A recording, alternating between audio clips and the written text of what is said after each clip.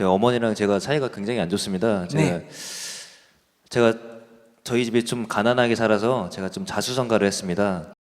그러다 보니까 항상 저는 돈에 대한 그런 스트레스가 좀 있었어요. 그래서 대학교 4학년 때 과 수석을 해서 대학교에서 15만 원만 내면은 3박 4일 중국 여행을 보내주는 프로그램이 있었습니다. 15만 원이 그냥 돈이 아니라 보험비랑 뭐 다른 기타 그런 비용으로 절대 다른 추가 비용 없이 15만 원으로 우수 학생 보내주는 프로그램이 있었는데 당장 그때 15만 원이 없어서 그때 못 갔어요. 그런 것도 이제 제 마음속에 담아두고 했었는데 제가 이제 인관을 하고 이제 어느 정도 먹고 살만 하다 보니까 해외를 한번 가고 싶더라고요. 제가 네. 그래서 작년에 크게 싱가포르랑 여러 군데를 좀 놀러 다녔습니다. 근데 갔다 온 다음에 엄청 뭐라 하시는 거예요. 그래서 제가 집에다 돈 달라는 것도 한 푼도 없었는데 저는 그냥 참았어요. 그때도 그냥 가고 싶었다. 그냥 내가 가고 싶었다 하고 참았고 완전히 이제 토라지게 된 계기가 제가 작년에 올해 2월 달에 좀 고급 차를 하나 샀습니다. 뭐 근데 정말 그냥 타고 싶었어요. 그냥 옛날부터 타고 싶었어요. 그래서 샀어요. 근데 그거 살 때도 제가 집에다 돈 한 푼 달라는 소리 안 했고 그냥 제 돈으로 할부도 없이 그냥 샀는데 집에서는 그냥 겉멋들었다 아주 막 건방지다. 그러니까 저도 이제 참아왔던 게 터져서 내가 이거 할 때 내가 집에다 10원 한 푼 달라 그랬냐. 왜 내 인생에 이렇게 관여를 하냐 해서 싸우다가 지금은 연락을 안 하고 있는데 솔직히 마음은 너무 편합니다. 지금 연락 안 하는데 너무 편한데 이게 자식된 도리로서 이게 좀 아닌 것 같기도 하고 계속 살다 보니까 그래서 고민입니다.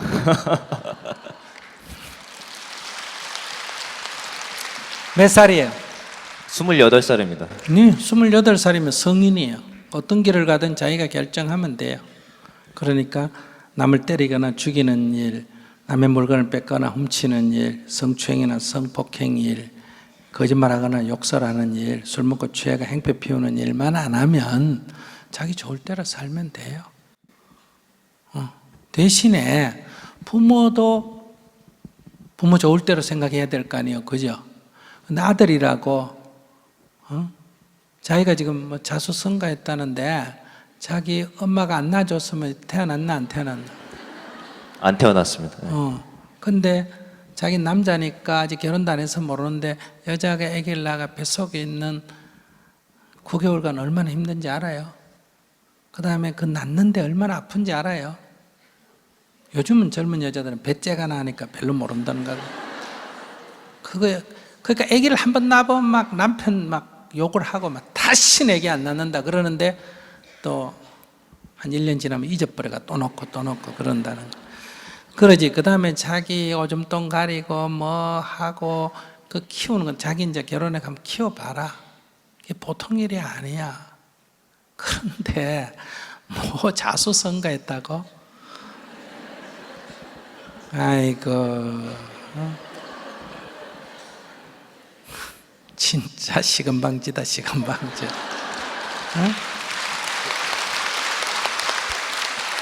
그렇게 키워놨더니, 그러니까 뭐, 고등학교 다닐 때, 대학 다닐 때, 딴 친구들이 학비 좀 대주고 한데 자기는 자기 돈으로 벌었었다. 예. 이거 갖고 자기가 나는 집에 신세 진 거 없다. 이렇게 얘기하는데, 저도 우리 집에 형제들이 있는데 다 부모로 애를 먹였어요. 그래서 하나는 감옥 가고, 하나는 뭐 외국 가게 애매고, 하나는 또 뭐 해가 애매이고, 이렇게 애를 먹여가 집안 재산을 또 날려가 애매이고 이랬는데, 나는 진짜 하나도 애를 안 먹였다고 생각했어요. 나는 고등학교 1학년 때 절에 들어가가, 그 이후에 그냥 뭐 집에 뭐 재산을 하나 손실시킨 것도 없고, 뭘 그랬는데, 어머니하고 얘기를 하다가, 뭐 애라고 아들 낳았다고 공부 잘한다고 다 크면 뭐 될 줄 알고 부러워했는데 이게 우리 아버님 표현대로 이게 면석이 하는 놈도 한 놈 없다고 할 정도로 이렇게 얘기해서 내가 나도 모르게 어머니 저는 애를 안 먹였죠 이랬어. 그랬더니 우리 어머니 하시는 말씀이 네가 애간장을 최고로 많이 녹였다. 난 그 생각을 못했어요. 내가 제일 애간장을 많이 녹였다는 거예요. 그러니까 감옥 간 것보다도 뭐 재산 손실시킨 것보다도 내가 어릴 때 절에 들어가서 부모를 가장 가슴 아프게 했다는 거예요. 그래서 나도 자수성가했다는 소리를 못하는 거예요. 나도 자네처럼 자수성가했다고 큰 소리 칠 수가 있는데 진짜 돈 한 푼 중학교 때부터 아르바이트 해가지고 나는 돈 벌어가지고 장학금 받고 아르바이트 하고 이래가지고 진짜 집에 돈 1원 안 갖다 썼는데 살은 좀 갖다 먹었어. 그래서 나는 정말 애 안 먹인 줄 알았더니 내가 제일 부모의 간장을 태웠다는 거예요. 그러니까 그런 소리 하면 안 돼. 나도 그렇게 생각했어, 젊을 때는. 근데 그게 건방진 생각이라는 거. 두 번째, 부모가 그렇게 어렵게 해서 공부를 시켰으면, 어쨌든 키웠으면 돈을 좀 있으면 부모부터 먼저 해외여행을 시키고 부모부터 먼저 차를 하나 사드리고 그러고 지가 차를 사고 해외여행을 갔으면 이런 소리 안 듣지.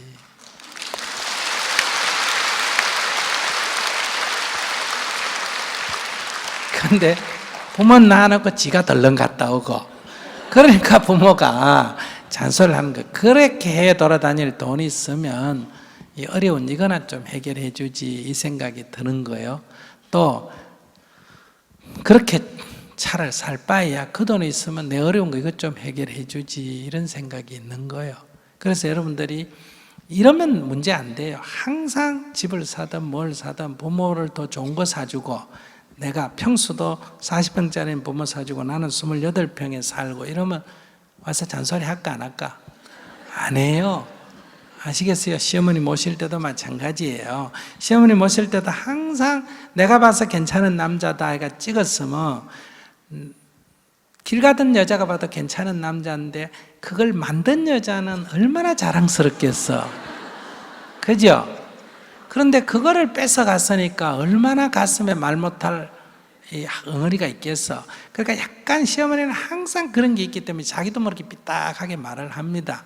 이 침찌르는 말을 해요. 그럴 때 어머니는 항상 성질이 저렇다 이러지 말고 어머니 죄송합니다. 마음속으로 뭐다? 당신 귀한 아들 뺏어가서 죄송합니다. 이렇게 자세를 가지면 되고 두 번째 이렇게 좋은 아들 키워서 저를 주셔서 감사합니다. 이러면 고부간에 갈등 생길 일이 있을까 없을까? 없어요. 그 다음에 어머니는 며느리한테 어떤 마음을 내야 된다? 애 키워보면 내 마음에 드는 아들 별로 없잖아. 그죠?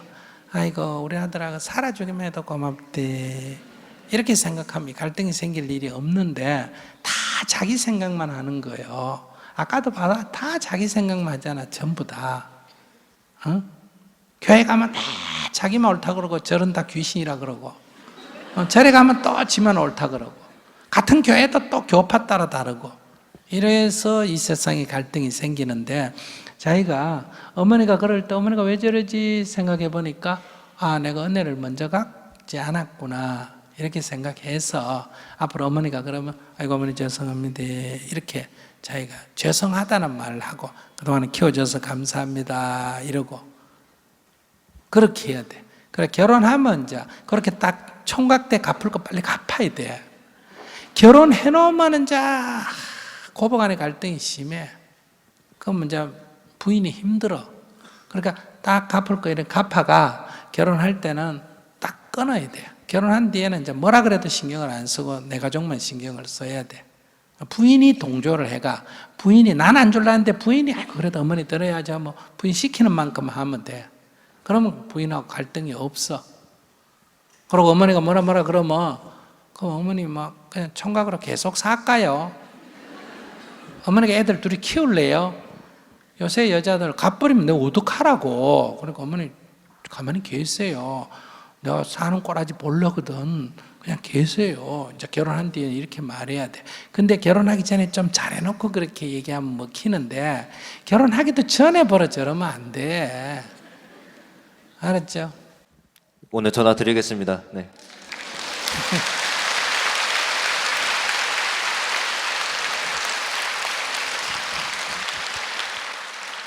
그러니까 어머니는 자기를 자랑스럽게 생각하는 거예요. 그러고 부모들은 이래요. 아들이 잘 되면 부모는 아들 자랑하고 싶잖아. 그죠? 반지라도 하나 사가 동네 할머니한테 아이고 이거 우리 아들이 사줬다. 무슨 조그마한 전동차라도 이렇게 시골에 다니는 걸 하나 사가 아이고 우리 아들은 이거 사줬다. 이런 재미로 노인들은 살아요. 아시겠죠? 근데 자기가 자수성가했다고 아이고 참. 그러니까 아들 낳고 키우지 말아잖아 내가.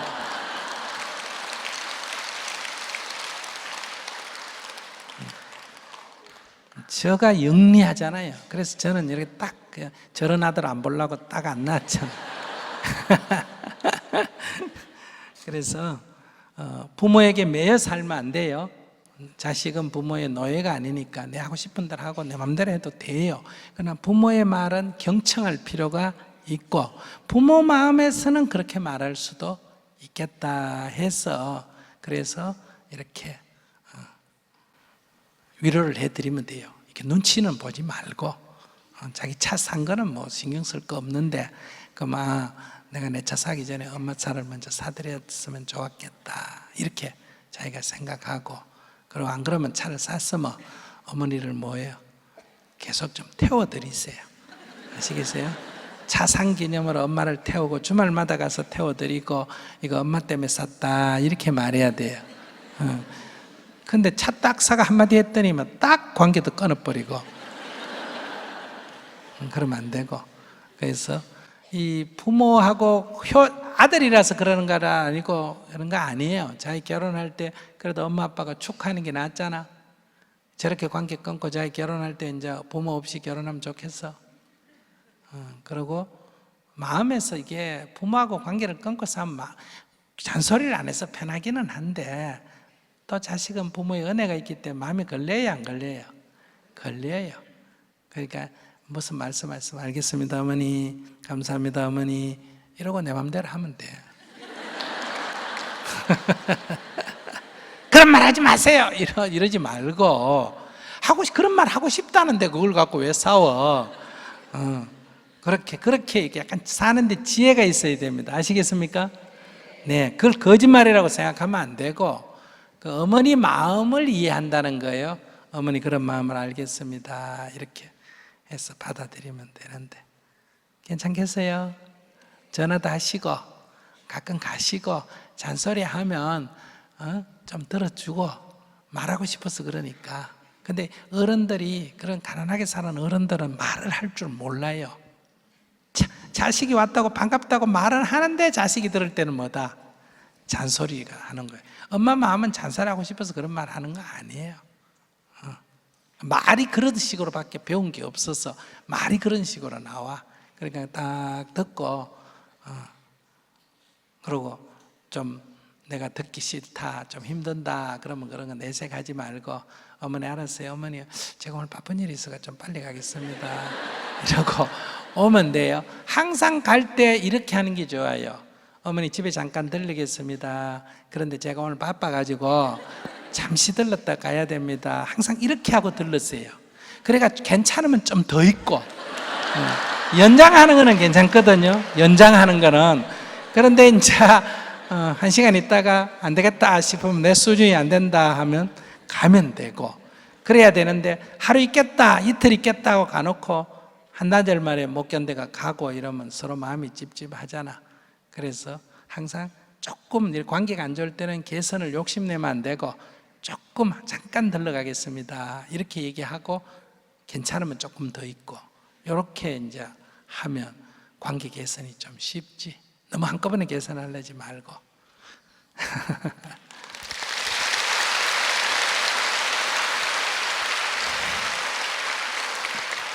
재밌었어요? 네. 어떻게 연극 본 기분이에요? 그러니까 앞으로 예술극장 우리 빌려서 자주 합시다.